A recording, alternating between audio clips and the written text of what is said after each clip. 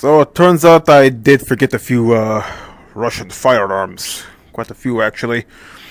And so, yeah, that's what this video will be covering. And figured right before the update comes, let's do it and get this over with. So, let's get started. Roll the intro. The apocalypse.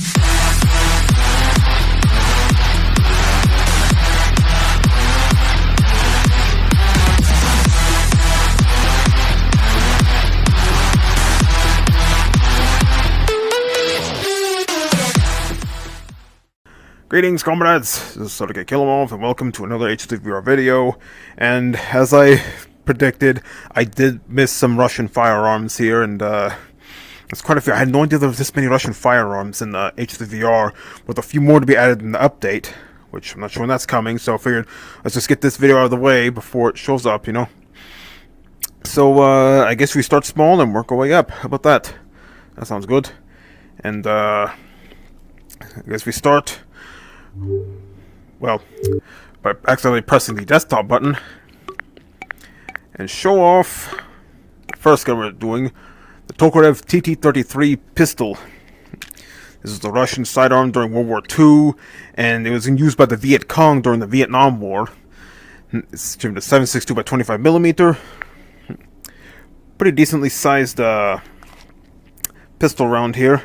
Those Russians really know how to make bullets, that's for sure. I should know I am Russian. Then again, if I were Russian, I would have added these in the other video, but then that video would have been like an hour long and would take forever to process. But anyway, this is the TT-33. This is a target, and we're going to, you know, do what we normally do. No, let's do one of these targets this time. So yeah, look at your standard run-of-the-mill pistol here. Again, this has been around since World War II, and as I mentioned, the Viet Cong used it to some extent during the Vietnam War. So, yeah.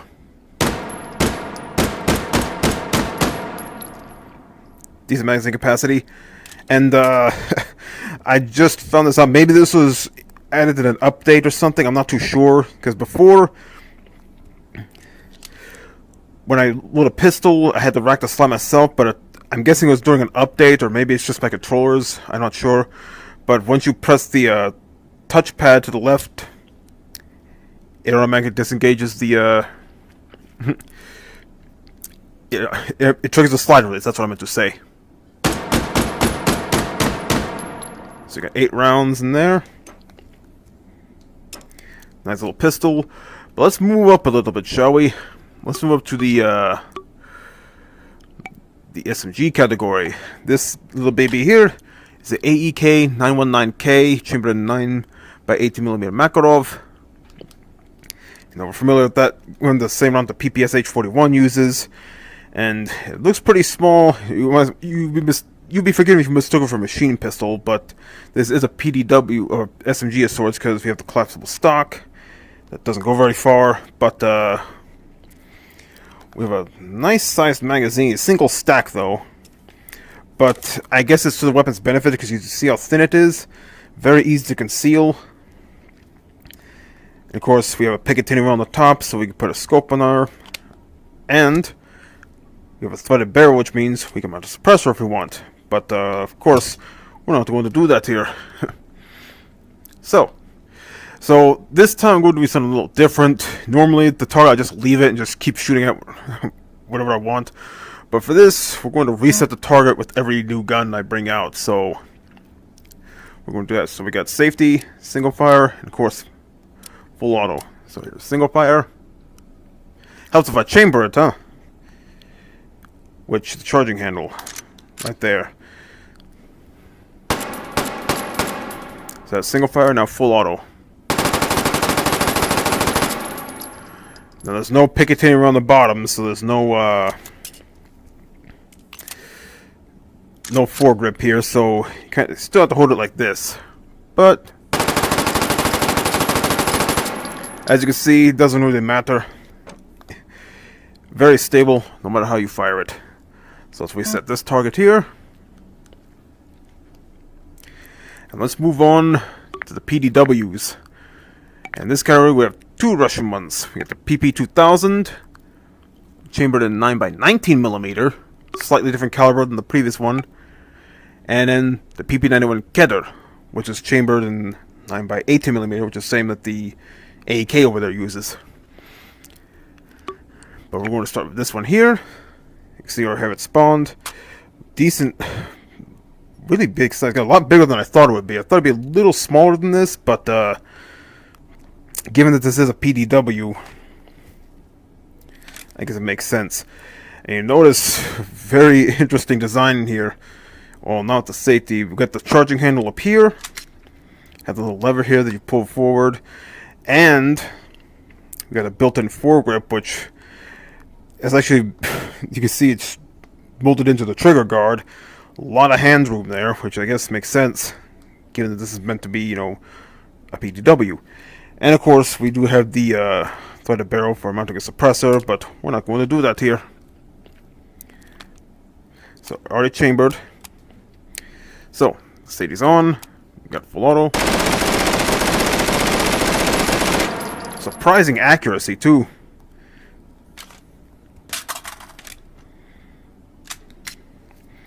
And then we got the single fire. But let's be honest, we're going to do this. Chipping away at that target. Now, the PP-91. We have the folding stock. Got a little magazine here. We also have a tactical laser, which mount here. He has a Picatinny rail, but it's actually on the side. Nothing on the top, so no red dot set, just scopes on this one. But that's fine. And again, we can mount a suppressor, and as you come with its own unique suppressor there, but like I said, we're not going to be using those. I just put those up just to show them off and, you know, what the weapons spawn menus, you know, have with those weapons. Anyway, now given how small this weapon is, you can be really careful when you try to grab the front of the gun, because otherwise you might actually pull the magazine out. Make sure it's chambered. This is safety. And single fire. Press fire. Not too bad. Not as accurate as the PP-2000 though, but still nice. Especially given the size of it.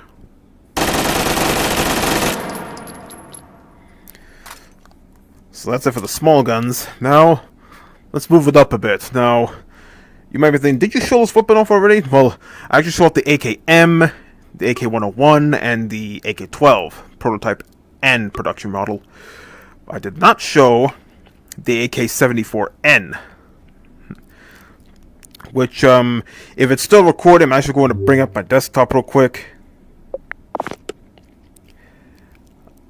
I'm not sure if it's recording or not, but, we'll risk it.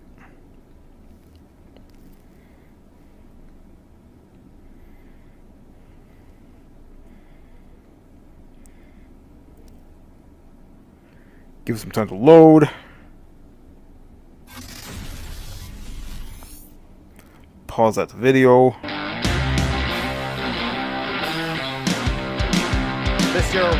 There we go. So, yeah, the AK-74. It's been in the game for a while, honestly. But what's the difference between the AK-74 and the AK-74N? Well, good question. I'm actually looking that up. This thing will stop popping up. I did not mean to press that.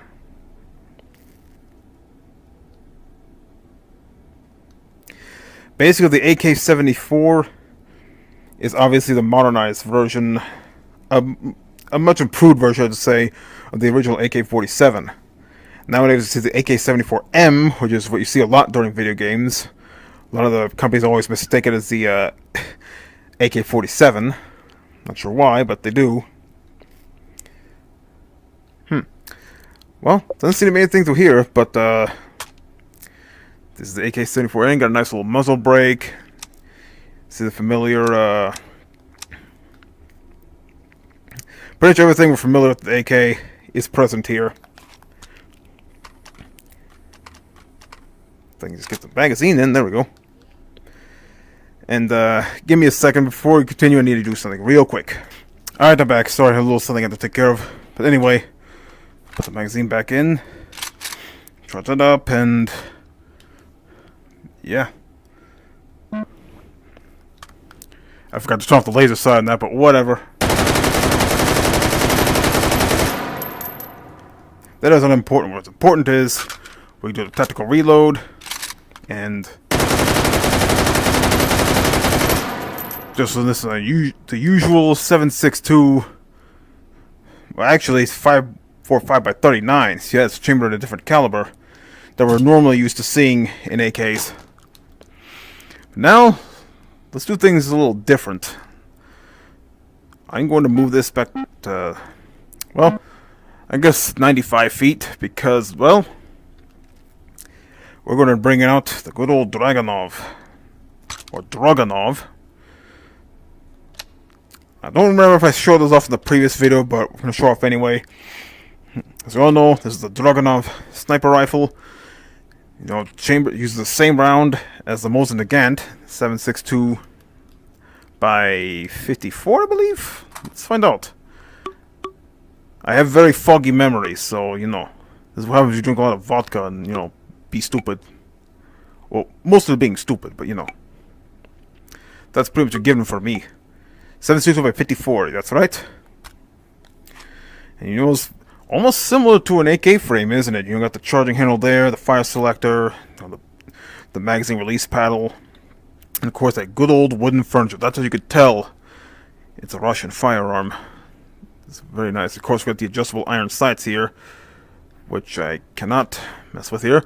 But let's be honest, the Dragunov, you gotta have a scope on it. Fun fact, Dragunov seems to be very terrible in Call of Duty games. I'm not sure why. It's supposed to be a good sniper rifle, made by the Russians. But anyway, so naturally, since it's a sniper rifle, it's single fire only. I forgot to reset the target. But, fun thing, I'm not good with sniper rifles in this game, so you'll forgive me if I miss a few shots. Come to think, I probably did show this off in the previous video, but whatever, I'm doing it again. Because Russia. You can't tell, but I am looking through the scope, so...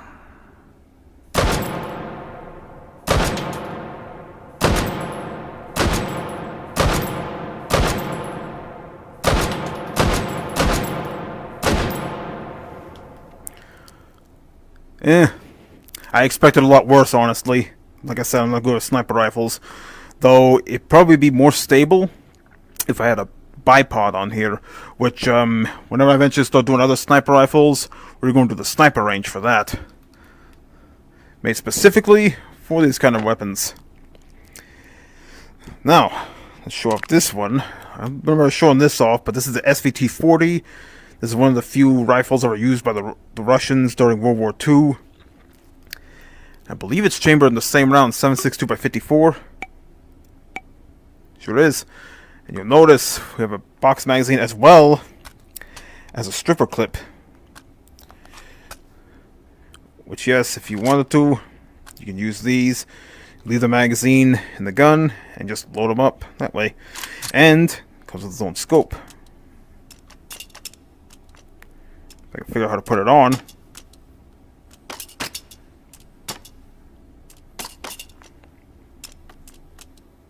There we go.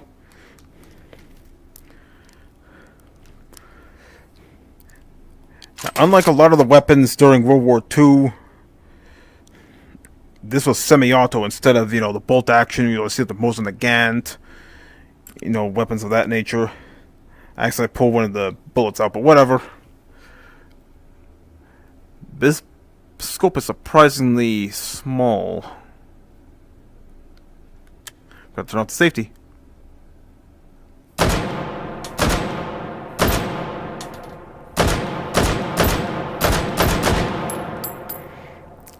Let's reset. I forgot to reset the target.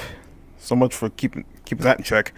But as I mentioned before, it comes with stripper clips. So if you want to, you can take the magazine out, put a new one in, or you can leave the magazine in and load it this way. 10 round capacity, so 2 stripper clips will fill it up. And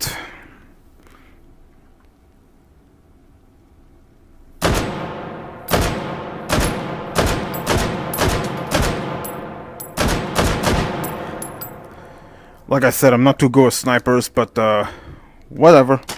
Still wanted to show it off. Now we get to the really fun stuff. Let's go and close the distance real quick. And of course we set the target, because now we're getting into the light machine gun territory. This is a DP-28. This was used during World War II by the Russians. And it's rather notorious for the this little disc magazine that feeds from the top. Now this weapon was prone to malfunctions, but it served the Russians well until the development of this bad boy, which we'll get to in a minute. And before we continue, there's a shorty version as well. You can tell, much shorter barrel, different muzzle brake too, but other than that, exact same gun.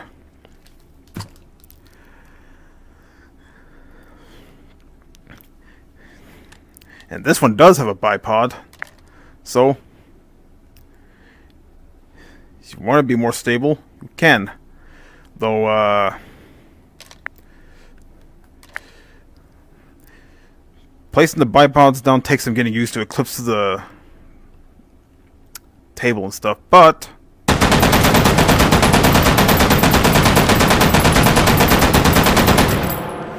once you put the bipod down, you're a lot more accurate.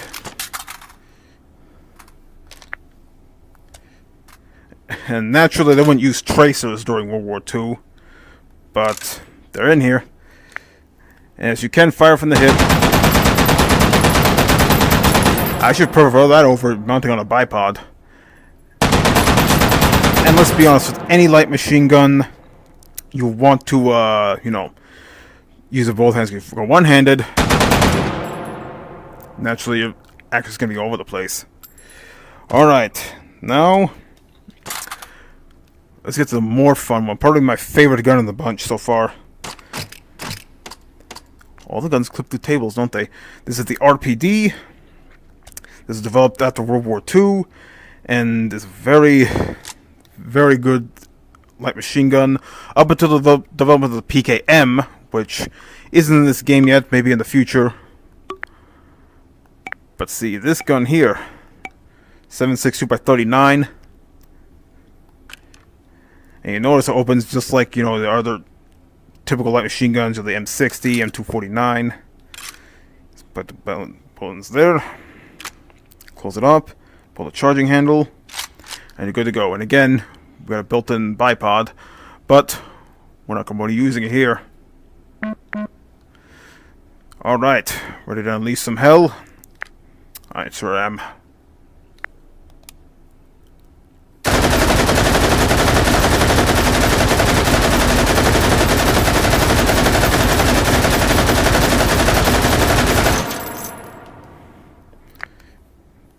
That.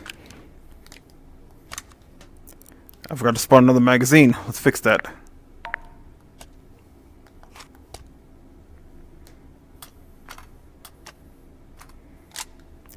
Yes, the magazine clips on here, which, looking at it, you could tell if had this weapon not been made well, the magazine would just break off and just fall to the ground, leave you completely unarmed, which wouldn't be good. But it was still a good gun for the time, but of course the PKM improved on it in many, many ways. Maybe in the future we'll get to fire that gun.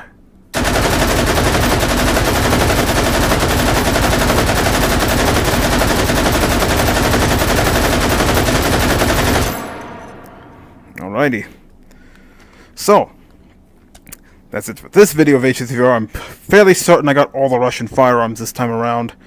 I did mention the previous I might have missed a few, and of course I did. So hopefully I got them all this time. And once the update comes around, we'll be trying those guns out. So, hope you enjoyed this video, and hope you look forward to the next one. Till then, do svidaniya.